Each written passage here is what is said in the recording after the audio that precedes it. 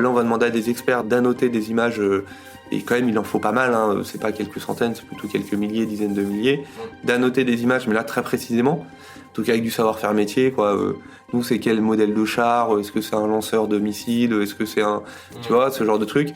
Et ça, tu vois, il faut à un moment des gens spécialisés, quoi. Aujourd'hui, il n'y a pas de choses sur étagère qui savent te différencier les classes de sous-marins, ou savoir si le pick-up, est-ce qu'ils ont mis une mitrailleuse ou pas dessus, est-ce que, enfin, des trucs comme ça. Ou travailler sur des données, par exemple, nous aussi, on a le fait qu'on travaille sur des données qui n'ont pas été vues, quoi. Par exemple, des images infrarouges, des images radar.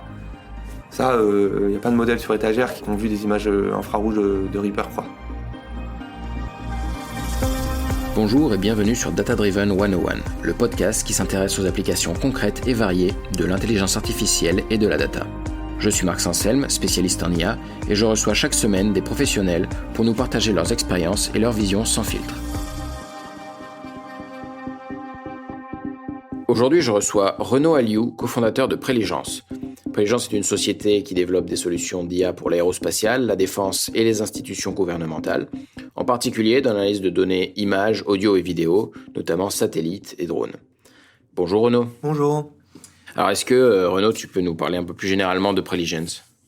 Alors donc Préligence, comme ça a été dit, nous on est une société d'IA, on développe diverses solutions pour le gouvernement, la défense, etc.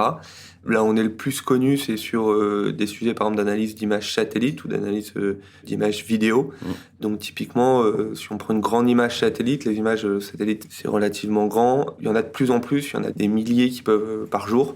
Les gens qui regardent ces données peuvent pas regarder de plus en plus, puisque c'est des humains.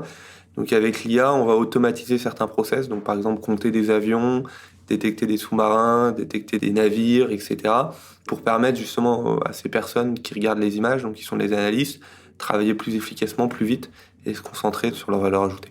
Ok, alors quel genre de data vous traitez ? Donc on a bien compris l'image satellite. Alors pas beaucoup d'images satellites et d'images, vidéo, du son aussi, comme ça a été dit. Ouais. Donc des données à la fois assez grosses, assez volumineuses, par contre en petit volume. C'est-à-dire quand on dit petit volume, ça dépend pas. Quand on compare, mais par exemple aux gens qui vont faire de l'IA, typiquement des modèles génératifs ou de l'IA sur des données Instagram, etc., on reste quand même sur des volumes plus contraints, avec des données qui sont elles-mêmes plus grosses. Donc ça crée différents problèmes techniques. Et ces données peuvent aussi avoir des degrés de sensibilité importants, donc par exemple des données qui peuvent être classifiées, etc. Ok.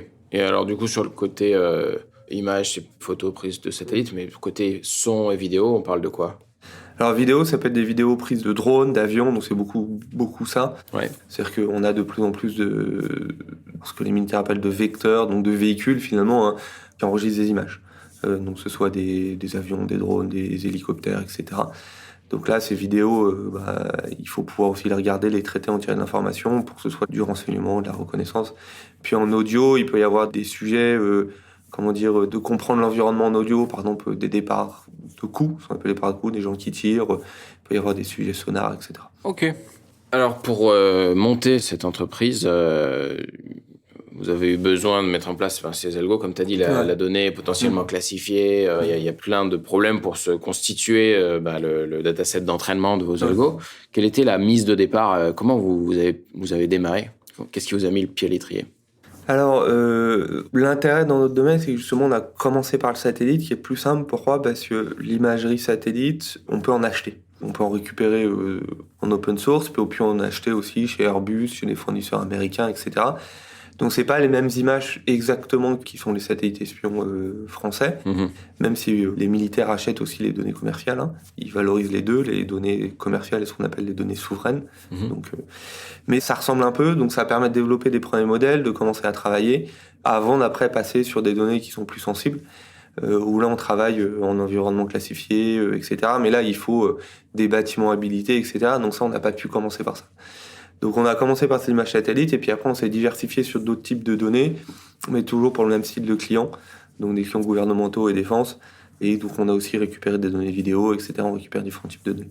Donc le pied à l'étrier, ça va vraiment de pouvoir être sur des données qui sont relativement accessibles. Et je pense que c'est tout le monde qui en fait de l'IA, quoi. C'est-à-dire que si on a de données trop spécialisées, trop sensibles, le temps d'avoir accès à ces données, parce que c'est possible, mais le temps d'y avoir accès, en fait, quand t'es une boîte qui commence ou t'es deux, etc., ça marche pas, t'as pas le temps, quoi. Maintenant, on est beaucoup, on est plus de 250, donc on arrive à faire tourner différents environnements logiciels, différents stacks cloud, etc., en fonction de la sensibilité des données. Et du coup, si des fois il faut 6 mois pour acquérir des données sur un projet, bah, ça va, on a d'autres choses qui nous payent en attendant, quoi. Du coup, aujourd'hui, de quelle data vous disposez pour entraîner, construire et qualifier les algos? Alors aujourd'hui, on a énormément de données. Alors, images, je sais plus, on a plusieurs centaines de téras. Alors ça dépend toujours par qui on compare, mais dans notre domaine, c'est beaucoup. Et de différentes, qui sont souvent annotées. Donc on va avoir des gens qui vont... on fait de l'IA, on fait de l'apprentissage supervisé beaucoup. Donc on va annoter ces données, c'est-à-dire détourer les avions, pointer les véhicules, enregistrer les sons, etc. Se dire, bah voilà, ce qui est intéressant dans l'image, c'est ça, quoi. Donc, et ça, on le fait avec des équipes dédiées et des équipes en sous-traitance. C'est ce qui nous permet aujourd'hui d'avoir à la fois plusieurs centaines de téras de données brutes, mais aussi plusieurs dizaines de millions d'annotations sur des images vidéo, drones, satellites et audio. Et ce qui nous permet là de vraiment avoir une base de données assez unique. Donc là-dessus, on a une matière première qui est assez unique dans notre domaine. Quel était le constat à la base sur le besoin quand vous avez décidé de faire ça avec ton cofondateur?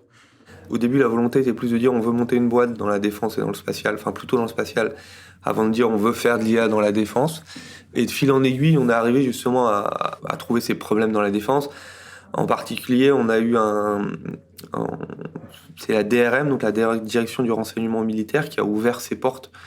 Donc, la majorité des gens connaissent pas, mais quand on entend le nom, on se rend compte que c'est pas un truc. La Direction du renseignement militaire, on se dit que c'est pas un truc où ils ont pignon sur rue, c'est assez secret, c'est assez confidentiel.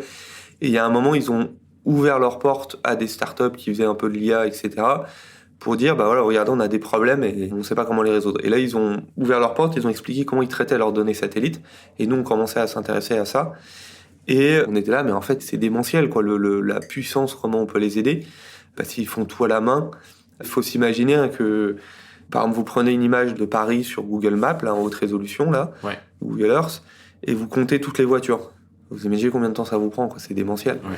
C'est vraiment, c'est des tâches très très chronophages et ils doivent le faire très très régulièrement, de manière très rapide, parce que après derrière il y a des opérations qui se montent, il y a le président qui demande des renseignements, etc. Donc c'est là où on a eu le déclic en se disant bah mais c'est dans la défense et le gouvernemental qu'il faut qu'on aille, parce que il y a énormément de données et plus on a creusé, plus on a vu qu'ils avaient des données, plus ils achètent des nouveaux supports. On parle énormément de drones aujourd'hui avec l'Ukraine.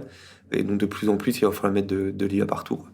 Alors depuis que vous avez commencé, les technos ont évolué, en IA en particulier. Qu'est-ce que ces avancées technologiques ont changé pour vous? Alors il y a eu plusieurs avancées. On est quand même très innovant dans notre domaine, donc souvent on adapte à les nouvelles entreprises, par exemple les transformers, les choses comme ça. On a même travaillé sur ce qu'on appelle des capsules network, donc adapter les nouvelles architectures, les nouveaux domaines.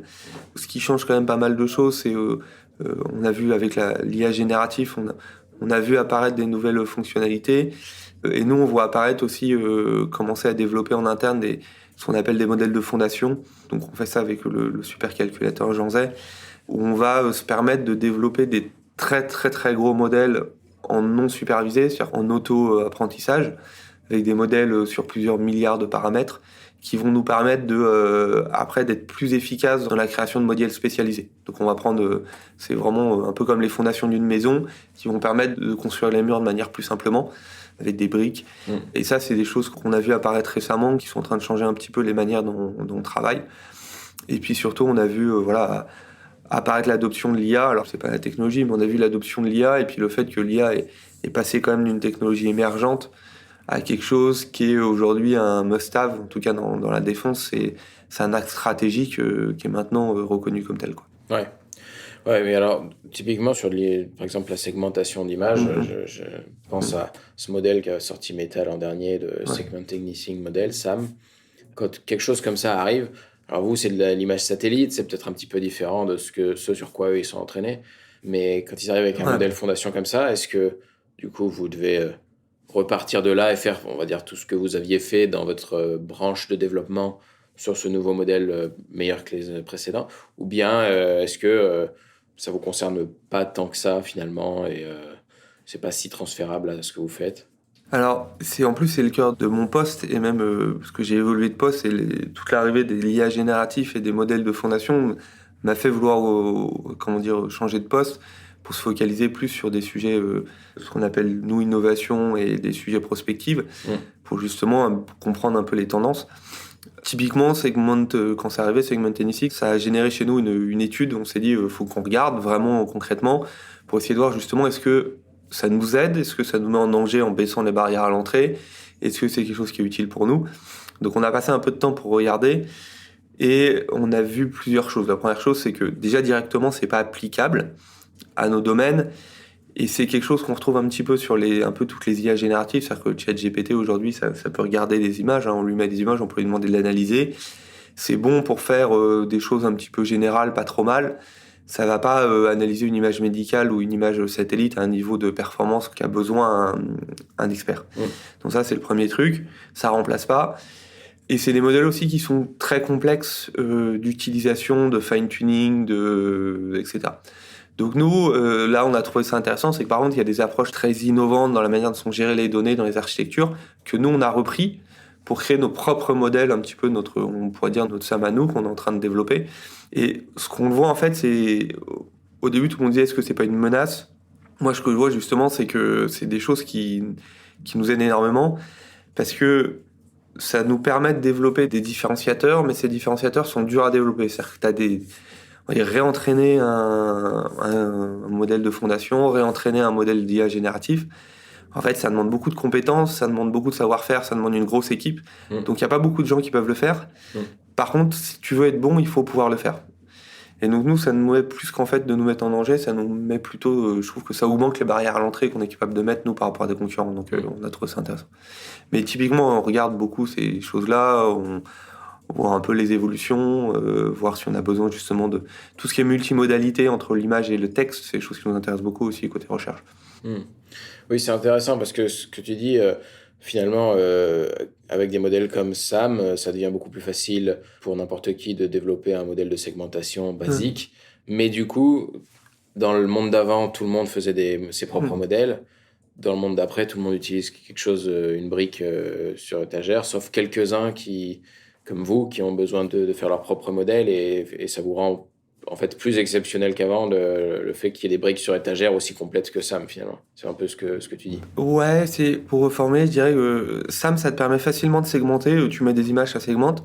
Par contre, si tu veux reprendre de SAM, c'est beaucoup plus difficile que de reprendre d'un ResNet d'il y a 2 ans, quoi. D'accord. C'est plus dur à fine-tuner. Ah ouais, ils font une puissance de calcul énorme, ça diverge tout le temps, c'est pas stable.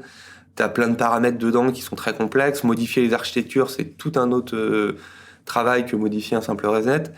Donc en fait, de toute façon, l'IA, il y a toujours eu des modèles de base. C'est-à-dire qu'il y a 5 ans, on utilisait un ResNet et puis on repartait d'un ResNet. Ouais.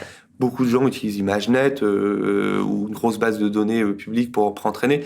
Donc personne ne repart de zéro. C'est-à-dire, je prends une feuille blanche et puis je recode mon réseau de neurones. Ça n'existe pas. Ouais.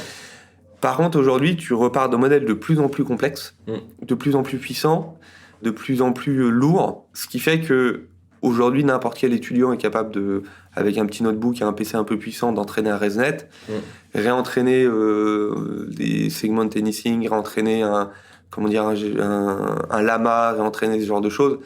C'est tout un autre savoir-faire. Ouais. Et donc, le truc, c'est que les meilleurs, ils vont être capables de réentraîner, que ce soit en texte, en image, réentraîner ou adapter ce genre de modèle open source très gros, très lourd, très complexe.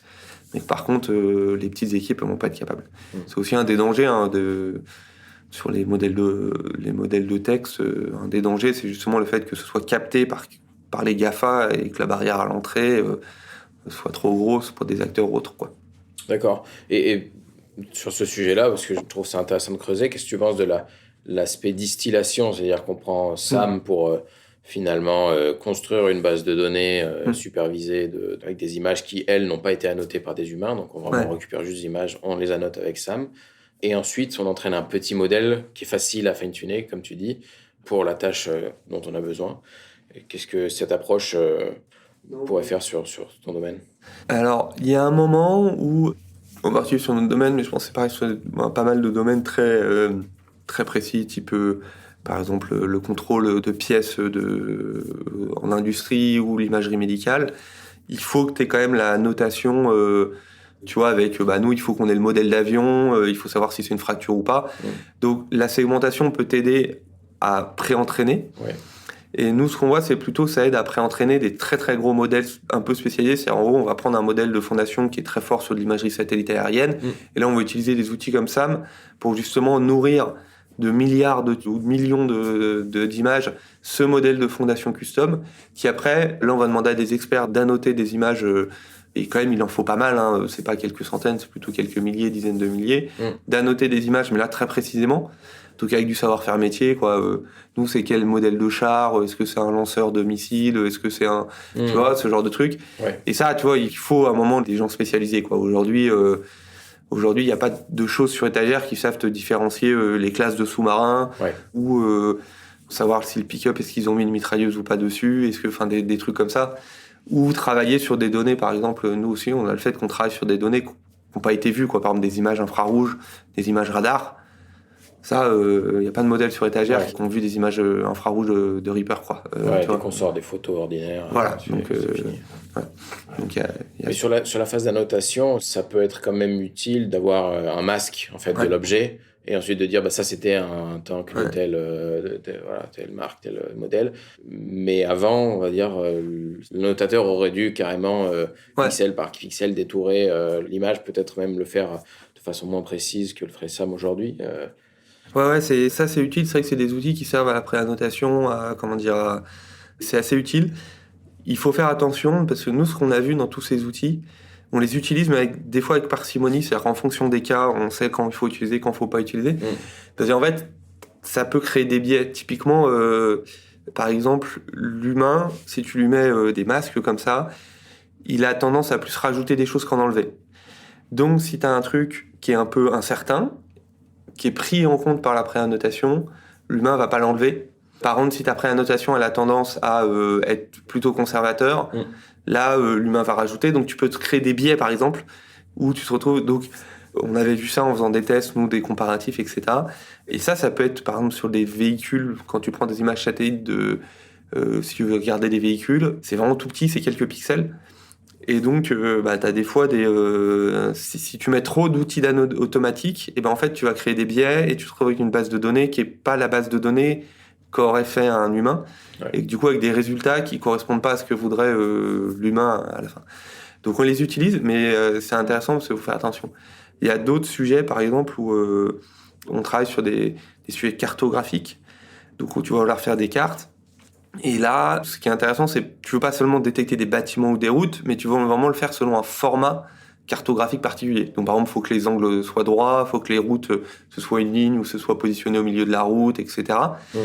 Et donc, si tu fais de la segmentation brute, ça détecte, mais en fait, la personne qui regarde la carte, ça l'intéresse pas parce que c'est pas une carte, tu vois, c'est pas un objet technique, c'est une image avec des masques dessus. Et donc en fait, elle va mettre plus de temps à reprendre avec les bons critères, c'est-à-dire les bons angles droits, le fait que les routes soient au milieu, etc. Ça va lui mettre plus de temps à reprendre le masque fait par un truc de segmentation générique que le faire from scratch. Donc tu as ces sujets-là qui font que ça aide, mais en fait c'est souvent aussi plus compliqué que ça et que tu peux te retrouver avec des trucs où...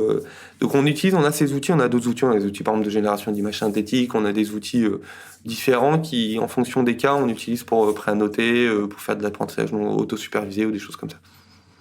Ok. Alors quels ont été les principaux verrous et obstacles que vous avez dû résoudre pour faire ce que vous faites ? Un des verrous dans la défense, c'est quand même de récupérer la donnée, d'avoir de la donnée en quantité assez importante. Donc ça, nous, on a créé un centre vraiment dédié qui est, on pense, assez unique, où on traite, qui est ce qu'on appelle une usine à algo, où on traite de la donnée classifiée, et où en fait, on rentre des données et on sort des algos, quoi. Vraiment, donc il y a des gens qui annotent, il y a des data scientists, il y a des DevOps, des devs, il y a tout le monde.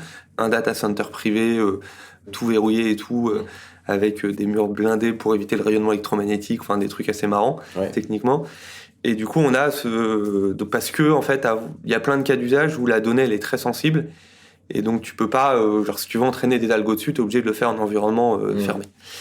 Et donc ça, avoir cette donnée et aussi l'avoir en masse, parce que Ce qui est intéressant, c'est que c'est des discussions qu'on a avec nos partenaires et nos clients, c'est que souvent ce qu'on appelle en masse pour de l'IA, c'est pas la même chose qu'en masse que pour un opérateur. Quand un opérateur il se dit je t'ai donné plein de données, il va te fournir 20 heures de vidéo. Tu dis non mais moi il me faut 2000 heures de vidéo. Et là t'es là oui. Tu vois cette espèce de parce que 20 heures de vidéo pour un humain à regarder, c'est énorme. Ouais. Et puis c'est des fois des choses qui mettent s'ils font voler drone, 20 heures de vidéo intéressantes, c'est peut-être 10 vols, tu vois, genre c'est pas mal, c'est beaucoup. Ouais. Sauf qu'en fait par rapport à la technique, t'as cette espèce de donc arriver à trouver des moyens de récupérer de la donnée, en récupérer beaucoup, c'est toujours des fois la donnée est pas sauvegardée, hein, ils ont pas comme c'est des données sensibles, ils n'ont pas le cloud, ils peuvent pas mettre ça sur AWS, donc ils n'ont pas non plus de l'historique à foison, des choses comme ça. Donc ce côté acquérir de la donnée sur des sujets sensibles est toujours un côté... c'est un challenge qu'on travaille avec eux. Il y a aussi tout le côté réglementaire, hein, parce que c'est de la donnée qui appartient au gouvernement, donc on ne peut pas en faire n'importe quoi. Si nous les mettent à disposition, c'est contre quelle contrepartie, etc. Ouais. Voilà, alors, justement, sur cet aspect réglementaire et les histoires de murs blindés électromagnétiques et compagnie, comment ça se passe concrètement dans le déroulé? Comment est-ce qu'à un moment donné, on vous dit là, il va falloir que vous mettiez des murs blindés? Est-ce que c'est des normes à respecter pour manipuler ces données? Est-ce que c'est eux qui font venir quelqu'un et qui disent... C'est des normes, c'est long, mais c'est très normé, quoi. C'est tout ce qui est... dans la défense, c'est la gestion des supports classifiés. Il y a ce qu'on appelle une instruction générale interministérielle qui décrit comment ça doit se passer. Donc il y a différents... c'est un peu comme un ISO 9001, tu vois, genre c'est une norme, quoi. Tu construis tes trucs. Il y a des prestataires qui sont spécialisés pour mettre en place tout ça. Voilà, exactement. Il y a des prestataires spécialisés. Après, ils viennent faire un audit, ils viennent vérifier, ils mettent un tampon. Une fois que tu as le tampon, tu as le droit de récupérer les données. Il y a la procédure, tu as des outils tu dois utiliser certains outils, c'est assez procéduré, c'est pas facile et rapide. Mais c'est des choses qui sont classiques. Par contre, tout le côté données IA, c'est assez nouveau. Et ça, c'est des trucs qu'on co-construit avec eux, c'est-à-dire si les données sont classifiées, l'algo derrière qui sort, est-ce qu'il est classifié, est-ce qu'il est quel va être son degré de sensibilité, comment les données sont stockées, est-ce qu'elles sont détruites, qui a les droits derrière dessus, etc. Ça, c'est des trucs un peu nouveaux parce qu'on est les premiers à faire de l'IA sur ce genre de sujet. Quelle est la réponse aujourd'hui s'il y a des images classifiées dans le dataset d'entraînement? Est-ce que l'algo est classifié? C'est des choses qu'on discute avec eux et qui sont assez intéressantes technologiquement parce que la question, c'est aussi, du coup, tout est assez précis, quoi. C'est-à-dire que la défense est assez précis. Et donc, quand il y a des choses qui ont des degrés de classification, c'est pour certaines raisons. Typiquement, je sais pas, c'est classifié parce que la résolution du capteur est sensible, parce que c'est des... Voilà. Et donc, en fait, la question après, quand tu mets ça dans un algo, c'est quelle est l'information que tu peux récupérer derrière à partir de l'algorithme. Et donc ça, on fait des tests assez intéressants. Donc il n'y a pas encore toutes les réponses, mais on travaille entre autres on a travaillé avec le CEA. On commence à faire des pen tests d'algorithmes. On leur donne des algorithmes, on leur dit qu'est-ce que vous pouvez récupérer comme information de ces algos. Et eux, ils essayent de secouer le truc pour se dire on peut retrouver. Et aujourd'hui, ce qu'on voit, c'est quand même si l'algo il est bien fait, il y a peu d'informations initiales des données que tu peux récupérer, donc c'est plutôt satisfaisant. Mais c'est des choses qu'on est en train de tester. Et aujourd'hui, les réponses sont pas complètement fixées et je pense qu'il y a de la standardisation qui va être faite aussi au niveau ministère à partir des travaux qu'on mène, etc. D'accord. Et en attendant, j'imagine qu'on est conservateur. Voilà, en attendant conservateur et puis c'est un dialogue qui se passe assez bien de toute façon, quoi. Donc, alors, est-ce qu'il y a des obstacles non techniques, plutôt côté humain notamment, à l'utilisation de votre travail? Ouais, je pense comme partout l'IA, nous il y a les sujets d'adoption qui sont vraiment clés chez nous, en particulier parce qu'on a des gens, on travaille avec des militaires beaucoup, et donc c'est des gens qui ont des missions et qui sont très drive missions, et donc ils ont vraiment leur mission, je sais pas, faire du renseignement, sortir de l'information, répondre à une question de l'état-major. Et nous, l'IA, on arrive en plus, quoi. Et ils nous ont pas attendu pour faire leur mission, ils nous attendent pas. Donc, faut qu'on arrive à leur montrer de la valeur ajoutée, faut qu'on arrive à les aider, mais tout en prenant bien en compte cette mission, quoi. C'est-à-dire, pour le dire un petit peu, brut, ils s'en moquent de l'IA. C'est-à-dire que eux, ce qu'ils veulent, c'est faire leur mission. Et donc, si on leur donne des outils pour faire leur mission mieux, ils sont super intéressés. Mais ils vont pas mettre de l'effort pour faire marcher voilà quoi, ils mettent beaucoup d'efforts, hein, on travaille beaucoup ensemble. Ouais. Mais c'est-à-dire qu'à la base, leur but, c'est de réaliser cette mission. Et donc, il faut qu'on s'adapte dans leur workflow, il faut qu'on s'adapte dans leurs outils, il faut qu'on s'adapte dans leur manière de travailler, dans leurs contraintes opérationnelles. Un exemple assez classique, mais si on leur donne de l'IA super puissante, mais qui a besoin d'une connexion Internet, ça les intéresse pas. Parce qu'eux, ils ont besoin d'un truc qui fonctionne sur le terrain ou dans des environnements où il n'y a pas de connexion, etc. Ouais. Donc ce côté adoption, c'est un peu tous les sujets d'IA. Hein. Aujourd'hui, un des grands sujets de l'IA, pour moi, c'est l'adoption. Mais nous, il est encore plus prégnant. Et puis, c'est des gens qui sont très pressés, perpétuellement sous pression, quoi. On va dire la défense, surtout dans les métiers avec qui on discute, c'est des gens qui ont quand même, ils sont toujours l'environnement géopolitique en ce moment est très changeant, il y a beaucoup de choses qui se passent, donc ils ont beaucoup de travail. Ils n'ont pas des gens illimités, et budget illimité. Donc il faut vraiment qu'on arrive à s'inclure dans leur process et dans leurs outils, dans leur manière de travailler. Et c'est à la fois passionnant, mais à la fois pas toujours facile, parce que c'est vrai que quand on met, par exemple, un officier des forces spéciales en face d'un développeur informatique de 24 ans, et des fois, il y a une petite barrière culturelle, quoi. Ouais. Il y en a un, il est là pour réaliser son truc et on lui parle de technique, il dit mais c'est cool, mais en fait, en quoi ça m'aide à réaliser ma mission? Et donc pour ça, on a embauché pas mal d'anciens des armées, de tous les niveaux, pour nous aider aussi à comprendre le métier, à s'adapter, à faire des outils qui s'incluent dans leurs process, dans leurs environnements. Donc c'est un travail de tous les jours. Aujourd'hui, on n'a pas fini. Il y a encore beaucoup de challenges. Et sachant que ce qui est super intéressant, mais aussi très difficile, c'est que chaque unité, chaque centre a ses spécialités. Dire, si on prend des centres de renseignement, le centre de renseignement marine ne va pas travailler pareil que le centre de renseignement terre, ne va pas travailler pareil que l'état-major, parce que chacun a des missions différentes. Et donc, tu fais un outil qui marche, qui satisfait par exemple une entité, tu vas voir le dé, il me dit ça m'intéresse vachement cet outil, tu lui mets, tu fais ah ouais, mais ça m'intéresse, mais par contre là, ce truc-là, je sais pas, les bateaux, de la manière dont vous les détectez pour telle entité, eux ça leur va, mais nous on veut que vous le fassiez un peu différemment. Ouais. Parce que nous on a cette spécialité et c'est un peu du tout ou rien, quoi. Soit ça leur sert, soit ça leur sert pas, quoi. Genre 80% c'est cool, mais 80% quand t'es dans la défense c'est pas assez. Ouais. Donc il y a cette adaptation permanente, c'est ce changement permanent pour avoir une bonne adoption qui est très difficile. Ça rend le truc très intéressant, mais c'est difficile. C'est un gros challenge et ça occupe beaucoup les équipes. Ouais, de vous spécialiser pour chacun des use cases, peut être un produit universel. Et alors, il n'y a pas que le gouvernement français, je crois, parmi vos clients. Comment ça se passe sur la possibilité de travailler avec d'autres États, dans la mesure où vous travaillez à partir de... Déjà, c'est des technologies qui doivent être sûrement considérées presque comme des sortes d'armes déjà de renseignement, et puis donc très réglementées, et puis en plus, vous les avez faites à partir de données fournies par l'armée. Quel est le cadre légal pour bosser avec d'autres États ?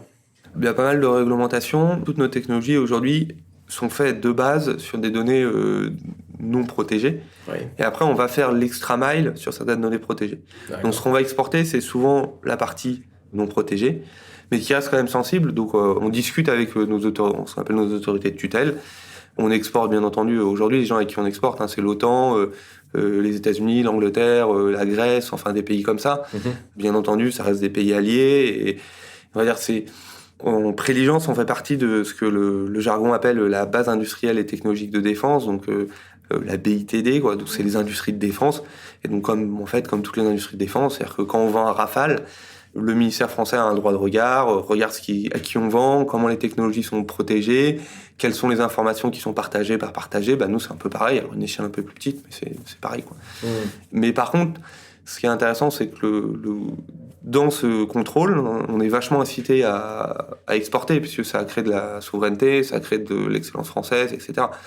Donc, on nous incite beaucoup à exporter, à essayer d'aller vendre à l'étranger. Oui, bien sûr. Il y a un juste milieu à avoir. Si on veut développer des technologies innovantes, il faut qu'il y ait un marché aussi. Voilà, on ne peut pas se reposer juste sur le marché intérieur, quoi. Quelles erreurs est-ce que tu peux nous partager pour nous faire gagner du temps sur le démarrage ou l'évolution de... je sais pas, moi. Donc, moi, j'ai monté l'équipe technique de la société et en tant que bon ingénieur, en plus, j'ai fait un peu de la recherche avant. J'ai tout de suite voulu embaucher beaucoup de data scientists pour créer des algos. mais j'ai pas embauché assez de devs assez vite. Et je pense que quand on fait de l'IA, à la base, on fait quand même du software, quoi. C'est-à-dire que ce qu'on livre, c'est du logiciel. Même si dedans, il y a un algorithme de réseau de neurones qui est entraîné, à la base, on livre du logiciel. Ouais. Et si on livre du logiciel, il faut des développeurs, quoi. Donc, tout de suite. Donc, j'aurais tendance à dire, dès qu'il y a un data scientist, il faut qu'il y ait un développeur en face, quoi. Ouais. Parce que... Et nous, on a mis un peu plus de temps et ça nous a créé quelques problèmes au début de la boîte. Qu'est-ce que tu préfères dans ce métier ? Moi, j'adore le côté technologique, le côté innovant de ce qu'on fait, d'être à la pointe. Dans la société, on fait partie quand même on a une mission assez particulière et c'est assez, on trouve ça assez passionnant de travailler sur des enjeux qui, nous, on pense, enfin, à notre sens, on pense importants. Dire avec ce qui se passe en Ukraine, les tensions géopolitiques, on a l'impression d'être utile, pas juste faire de la tech pour de la tech, mais vraiment aller dans des problèmes qui sont importants, régler des problèmes qui sont importants pour des gens avec qui on a beaucoup de respect et voire d'admiration. Et ça, c'est quelque chose qui nous passionne. Entre guillemets, j'aurais pas pu faire la même chose pour, par exemple, simplement du e-commerce ou des choses comme ça, même si je respecte parfaitement ces sociétés-là. C'est juste que moi, c'est moins quelque chose qui me passionne et que du coup, le sens qu'on met derrière la technologie nous a tous, dans toute la majorité des gens de la société, paraît super important et nous passionne, quoi. Et à contrario, quels sont les plus grands points de douleur ? Les points de douleur, il y en a beaucoup. Comme toujours, là, c'est jamais facile de monter une société. Les points de douleur sont quand même que la défense est un milieu compliqué. Donc c'est un milieu passionnant, mais c'est un milieu aussi très difficile. Administrativement, la contractualisation. Et alors là, on aime bien se fier en France, mais c'est pareil partout. Hein. C'est-à-dire que les États-Unis, c'est beaucoup plus compliqué que la France pour aller vendre de la défense, quoi. C'est l'administratif, tout le côté administratif finalement. Hein. C'est complexe. C'est complexe dans la défense. Et c'est vrai que des fois, ça peut être un peu frustrant pour nous comme pour les opérateurs parce que t'as la technologie, t'as envie de la déployer, mais en fait, il y a le fait que c'est une grosse machine, il y a des règles à respecter, c'est normal. Et que du coup, du fait que ça met plus de temps que prévu, ça, voilà quoi. Et ça, c'est pareil partout. Hein. On est à l'OTAN, qui est aussi une très grosse machine. On discute avec, je sais pas, des pays comme la Belgique, ça prend beaucoup de temps. Tout prend beaucoup de temps dans la défense et c'est normal. Ouais, normal. Bien sûr. C'est pas que la France. Hein. Même si on aime bien dire qu'on est un pays administratif, c'est pareil partout. Moi, oui, puis il y a peut-être pas que l'enjeu administratif, il y a peut-être l'enjeu de protectionnisme un petit peu. Oui, voilà, de protection. Ces enjeux, on les comprend. Hein. Souvent, ils ont des raisons d'être. C'est pas pour rien, souvent, qu'il y a ces choses-là. Le code des marchés publics, il est là pour certaines raisons. Mais du coup, des fois, quand on compare à des boîtes qui font du B2C ou du B2B, on est des fois un peu jaloux de la vitesse à laquelle ils peuvent. Par contre, l'intérêt, c'est que nous, on est sur des enjeux qui peuvent assez vite gros. C'est-à-dire que c'est long de signer un contrat, mais les contrats peuvent être gros. Ouais, et puis quand vous êtes là, quoi. Voilà, et puis quand t'es là, voilà. Une fois que t'es là. Ce sera aussi difficile de vous déloger, quoi. Parce que c'est ça. Est-ce que tu as une anecdote à nous partager ? Une anecdote qui a été marrante, c'est que justement un des premiers systèmes opérationnels de développement qu'on a fait, c'était pendant le Covid. Donc c'est maintenant public, puis on communiqué, c'est ADRM à la base de Cray, donc qui était notre plus grand, c'est notre client, on va dire presque pilote, et qui nous a supporté. Et on a fait le premier déploiement en plein Covid en mai 2020, je crois. Et c'était super drôle parce que, alors moi j'y étais parce qu'on voulait pas, c'était pendant le Covid, donc on voulait faire attention. Moi, j'y étais avec un collègue de la société qui a vu le Covid, donc on s'est dit qu'il était vacciné, entre guillemets. Et donc, on a pris des Uber pour aller là-bas. C'était en plein confinement, tout était vide. C'était assez marrant, quoi, de se retrouver. On a pris l'autoroute pour entre Paris et Creil, qui est d'habitude blindée. Là, c'était vide. Ça faisait un peu bizarre quand on rentrait dans le taxi pour lui demander, lui disant, la base aéronautique de Creil... Ils nous regardaient un peu bizarre. Est-ce que c'est des espions? Qu'est-ce qu'ils vont faire là-bas? C'était marrant. C'est une anecdote assez marrante. Atmosphère post-apocalyptique. Voilà, ça faisait assez apocalyptique d'aller. Et donc voilà. Et donc on a déployé ça, le premier système en plein Covid, plein milieu du confinement. C'était assez marrant. Et alors, est-ce que tu as une opinion à nous partager? Une opinion, ouais. On discute parfois sur on va dire une des opinions en ce moment. Où on parle beaucoup d'IA générative et de très gros modèles. Moi, mon opinion sur ces très gros modèles, c'est que ça va être très complémentaire et que ça va pas remplacer les modèles plus spécialisés, comme nous on peut faire ou comme d'autres boîtes. C'est-à-dire que je vois vraiment une complémentarité entre les IA génératives génériques qui vont aider pour les tâches génériques en faisant beaucoup de choses pas trop mal, et des IA très spécialisées, très haut de gamme, dans l'imagerie médicale, dans le contrôle non destructif, dans la défense, où là, pour aller traiter des problèmes plus de niche, très particuliers, mais là où il faut être très très précis, et là où les IA génératives pourront pas résoudre ces problèmes, parce qu'il faudra vraiment de la connaissance métier très précise. Et souvent, on voit une opposition des deux, on dit « Ah, mais est-ce que le ChatGPT, ça va pas... c'est ce qu'on nous dit, est-ce que ça remet pas en cause tout ton business ?» Ben non, justement, au contraire, moi je trouve ça vachement complémentaire. Et il y a plein de produits qu'on peut imaginer où on met à la fois de l'IA générative, à la fois de l'IA spécialisée. Il y a des trucs qui seront déployés, qui seront embarqués, il y a des trucs qui seront dans des gros centres data centers, et tout ça va pouvoir aider beaucoup. Mais moi, je vois plutôt le business que ça peut ouvrir plutôt que je vois pas du tout ça comme une menace, quoi. Au contraire, je me dis, mais c'est super, ça peut m'aider vachement. Donc voilà. Oui, c'est pas au niveau des IA spécialisées et la marge est élevée. Oui, puis concrètement, en fait, c'est deux systèmes qui font des choses différentes. Ils vont pas se remplacer, ils vont se compléter. Alors, il y a bien entendu toujours des trucs où il y a un peu de friction à la frontière, mais dire qu'on va mettre de l'IA dans des drones ou dans des sous-marins ou des choses comme ça, on va pas mettre ChatGPT dans un sous-marin, ça arrivera jamais, quoi. Ouais. Donc, c'est surtout certainement pas passer par des serveurs. Voilà, c'est ça, il n'y a pas la place, il n'y a pas... Enfin, voilà. Alors, c'est quoi les prochaines étapes de Preligence ? Pardon. Nous, on atteint une taille où maintenant, on commence à essayer on se normalise, c'est-à-dire qu'on passe du mode start-up à un mode... tout en gardant... On essaye de garder les avantages de la start-up, la flexibilité et tout, mais en allant... aujourd'hui, on vise une rentabilité cette année très rapide. On vise une diversification sur différentes sources de données. Et puis l'export, continuer à grandir l'export, mais avec une croissance, qui sera toujours forte, mais une croissance basée éventuellement plus sur la rentabilité et le chiffre d'affaires que sur des très grosses levées de fonds, etc. Donc ça, c'est nos objectifs aujourd'hui, et c'est des objectifs qu'on est en train d'atteindre. Donc il n'y a pas de souci. Super. Alors, qui est-ce que tu aimerais entendre dans un prochain épisode de Data Driven 101 ?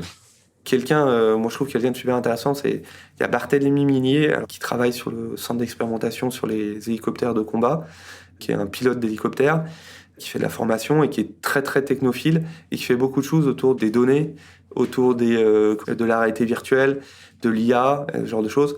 Donc si jamais ça t'intéresse de le rencontrer, c'est quelqu'un qui a énormément d'idées, alors ça reste dans le milieu défense, mais qui a énormément d'idées et de choses à aller chercher je l'adore, il est passionnant, et il a fait beaucoup de choses donc dans son centre, justement, d'innovant, en utilisant de la réalité virtuelle, en utilisant de l'IA, en utilisant des modèles de données pour aider à la formation, aider à à préparer les missions. On a travaillé pas mal avec lui sur les concepts de préparation de missions d'hélicoptères, où on va, par exemple, chercher des otages, où on pose comment on utilise l'IA pour détecter les obstacles, etc. Donc c'est vraiment... il est super, donc si jamais... Super, merci pour la recommandation. Et merci Renaud. Merci. Vous venez d'entendre Renaud Aliou, cofondateur de Preligence, sur Data Driven 101. Si vous avez aimé et que vous voulez nous soutenir, n'hésitez pas à vous abonner, à liker et à partager. Dans le prochain épisode, je recevrai Antoine Buat, dirigeant de Digdash, pour nous parler de Business Intelligence. À très vite.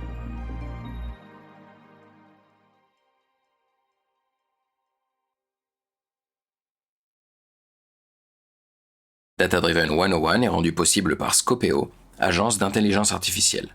Donnez de l'élan à vos projets IA en vous rendant sur scopeo.ai.